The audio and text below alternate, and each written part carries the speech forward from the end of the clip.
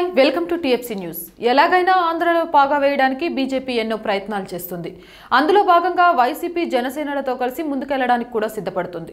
తాజాగా ఈ పరిణామాలపై ఆంధ్ర ముఖ్యమంత్రి చంద్రబాబు నాయుడు స్పందించారు. ఓ కార్యక్రమంలో ఆయన మాట్లాడుతూ తాము రాష్ట్రంలో పారిశ్రామికీకరణకు కృషి చేస్తుంటే వైసీపీ ఇతర పార్టీలు అడ్డుపడుతున్నాయన్నారు. ఎన్నో భారీ పరిశ్రమలు రాష్ట్రానికి రాబోతున్నాయన్నారు. రాష్ట్రానికి ప్రత్యేక హోదా ఇవ్వకపోయినా ఈజ్ ఆఫ్ డూయింగ్ బిజినెస్ లో దేశంలోనే ప్రథమ స్థానంలో ఉన్నామన్నారు. వైసీపీ తన అవినీతి కార్యక్రమాలను కాపాడుకోవడానికి కేంద్రంలో బీజేపీతో కుమ్మక్కైందన్నారు. రాజధాని బాండ్లు లిస్టింగ్ అయిన గంటలోనే ప్రభుత్వంపై నమ్మకంతో 1.5 రెట్లు పెరిగాయన్నారు. బీజేపీ నాయకులు దొడ్డిదారిన వస్తున్నారని, ఆ దొడ్డిదారే వైసీపీ జనసేన పార్టీలని అన్నారు. తన జీవితం పేదలకు అంకితమని, ఇందుకోసం 24 గంటలు కష్టపడి పనిచేస్తానన్నారు. పేదరికం పూర్తిగా నిర్మూలన చేయడమే తన ఏకైక లక్ష్యం, ఆశయమని అన్నారు. ఒక రాష్ట్రం కోసం కేంద్రంపై అవిశ్వాస తీర్మానం పెట్టిన ఏకైక పార్టీ తెలుగుదేశం అన్నారు. పార్లమెంట్లో కేంద్ర ప్రభుత్వానికి వ్యతిరేకంగా ప్రాంతీయ పార్టీ అయిన టీడీపీ అవిశ్వాస తీర్మానం పెడితే ఏకంగా 126 మంది ఎంపీలు మద్దతు ప్రకటించారని చెప్పారు.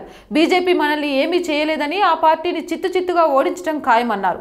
రాష్ట్రంలో 25 ఎంపీ స్థానాలను టీడీపీనే గెలుస్తుందని పేర్కొన్నారు. బీజేపీ వైసీపీతో పొత్తు పెట్టుకుని ఏపీలోకి దొడ్డిదారున చొరబడ్డానికి చూస్తుందని, బీజేపీ పార్టీ వైసీపీని జనసేన పార్టీలను అస్త్రాలుగా ఉపయోగించి టీడీపీని దెబ్బతీయాలని భావిస్తుందని ఆయన చెప్పారు. కానీ వారు ఎన్ని ఎత్తులు వేసినా తన దగ్గర మాత్రం ఒక బలమైన అస్త్రం ఉందని, అదే తన మీద ప్రజలకు ఉన్న నమ్మకమని, ఆ ఓటర్లే తన బలమని ఆయన తెలిపారు. అలాగే ఒక్క తెలుగుదేశం ప్రభుత్వం వల్లే రాష్ట్రం అభివృద్ధి చెందుతుందని, ప్రజలకు మంచి జరుగుతుందని, కాబట్టి ప్రజలందరూ కుల, వర్గ, జాతి, మత భేదాలు లేకుండా ప్రతి ఒక్కరూ తెలుగుదేశం పార్టీని గెలిపించాలని కోరారు. చంద్రన్న బీమా పథకం ద్వారా 1,20,000 కుటుంబాలకు 2,000 కోట్ల రూపాయల బీమా సొమ్మును అందించామన్నారు. రాష్ట్ర వ్యాప్తంగా 300 అన్న క్యాంటీన్లను ఏర్పాటు చేయాలనే లక్ష్యంగా పెట్టుకున్నామని, ఇప్పటి వరకు 60 క్యాంటీన్లు ఏర్పాటు చేశామని అన్నారు. యువనేస్తం పథకం ద్వారా నిరుద్యోగులకు 1000 పెన్షన్ ఇచ్చి యువతకి అండగా నిలుస్తున్నామని తెలిపారు.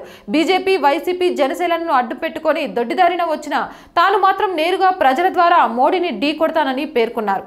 ఇలాంటి ఇంట్రెస్టింగ్ పొలిటికల్ అప్డేట్స్ గురించి తెలుసుకోవాలంటే టీఎఫ్సీ న్యూస్ని వెంటనే సబ్స్క్రైబ్ చేసుకోండి. మా ఈ వీడియో నచ్చిందా? లైక్ చేయండి, షేర్ చేయండి, మీ అభిప్రాయాన్ని కామెంట్ చేయండి.